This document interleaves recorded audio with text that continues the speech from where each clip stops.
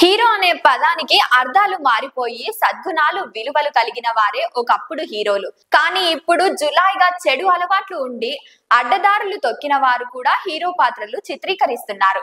జనాలు కూడా ఈ నెగటివ్ షేడ్స్ ఉన్న హీరోలనే ఇష్టపడుతున్నారు.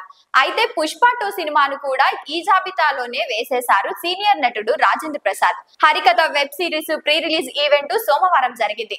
ఈ సందర్భంగా రాజేంద్ర ప్రసాద్ మాట్లాడుతూ, కానీ ఇప్పుడు అంటే త్రేతాయుగం, ద్వాపరయుగం, కలియుగంకి వచ్చేసిన కలియుగంలో ఇవాళ వస్తున్న కథలు మీరు చూస్తూనే ఉన్నారు కళ్ళ ముందు. నిన్నగా మొన్న చూసాం, ఆడెవడో చందనం దొంగ వాడు హీరో. సరే, హీరోల్లో మీనింగ్లు మారిపోయినాయి. నాకున్న అదృష్టం ఏంటంటే 48 సంవత్సరాలుగా I'm such a different hero. నువ్వు చెప్తుంటావు కదా, నాకు చిన్న ఫ్యాన్లేండి, చెప్తుంటావు కదా, అదేలే పెద్ద ఫ్యానేలే. సమాజంలో మన చుట్టూ ఉన్నటువంటి ఏమండి లేడీ స్టైల్ రాడు హీరోనా, సన్నాసి అప్పులప్పారావు హీరోనా, పేకాటి పాపారావు హీరోనా, ఏ పిల్లోడు వీడు దొంగ వాడు హీరోనా.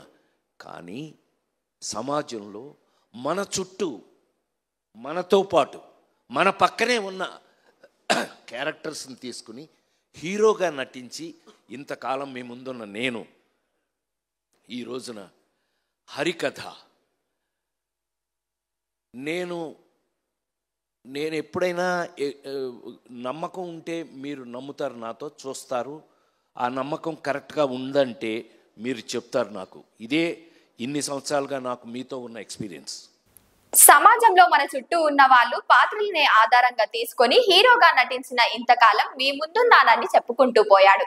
అయితే చందనం దొంగ అనగానే అందరికీ పుష్ప సినిమా గుర్తుకు రావడం ఖాయం. రాజేంద్ర ప్రసాద్ హీరోగా పోషించిన పాత్ర గురించి అన్నప్పటికీ దీనిపై అల్లు ఫ్యాన్స్ ఆగ్రహం వ్యక్తం చేసే అవకాశం ఉంది.